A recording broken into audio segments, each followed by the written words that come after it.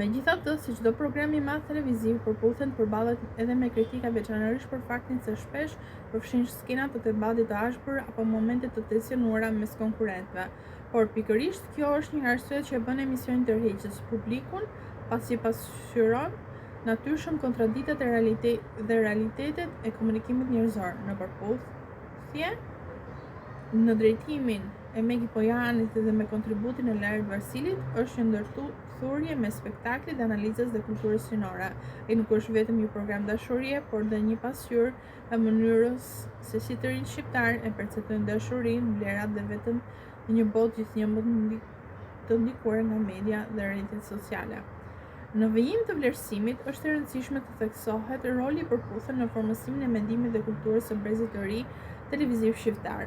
Emisioni ka ndikuar dukshëm në mënyrën se si të rinjtë e sotëm shprehin ndjenjat, ndërtojnë marrëdhënie dhe perceptojnë dashurinë në epokën digjitale.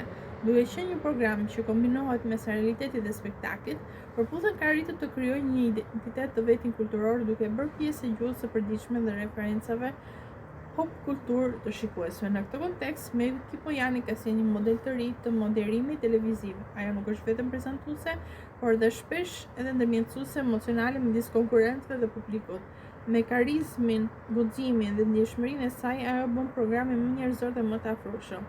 Megi përfaqëson një figurë të gruas moderne, të pavarur, të zëshme dhe të vetbesuar, duke bërë kështu frymëzim për shumë vajza të reja që ndjekin emisionin.